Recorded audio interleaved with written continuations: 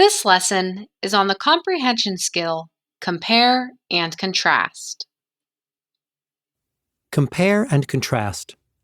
Authors use compare and contrast to help you understand more about two things. When authors compare, they show how two things are alike. When they contrast, they tell how two things are different. So when an author compares, they are showing how something is similar or the same. And when an author contrasts, they're showing how something is different. This helps the reader better follow along and understand the information that the author presents.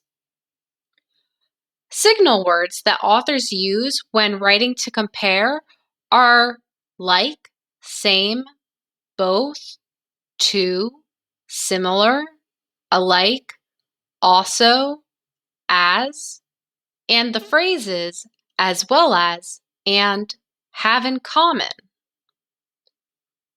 Signal words that authors use when writing to contrast are but, yet, although, unlike, while, unless, instead, differ, whereas, and phrases such as on the other hand and even though.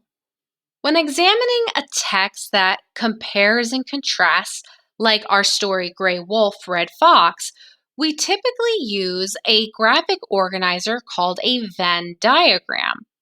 A Venn diagram is when you have two circles that overlap. In the area where the two circles overlap, you write what both things have in common. So you'll usually see it titled both.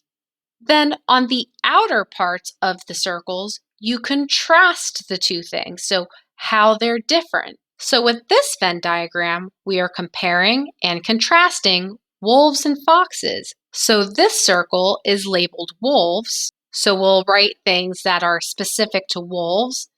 And this circle is labeled foxes, so we'll write things that are specific to foxes.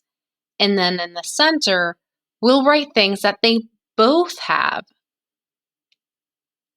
In the example here, it says wolves are the size of a large dog, and foxes are smaller and weigh less. They both have excellent hearing. Your task is to reread Finding Food on page 138. Find details that tell how foxes and gray wolves are alike and different.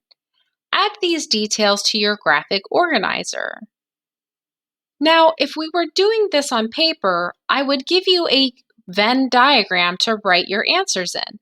But since we're doing this on the computer, I put a table here for you to type in your answers. So in the blue, you're going to type things that are specific to wolves. In the yellow, you will type things that are specific to foxes. And in the center, which is acting like this center part of the overlapping circle, you will write what both wolves and foxes have in common. To help, I've placed the section that you need to reference right here next to the Venn diagram that you have to fill out so that you can stay on the same screen. Don't forget to look for those signal words such as both, alike, same, or different.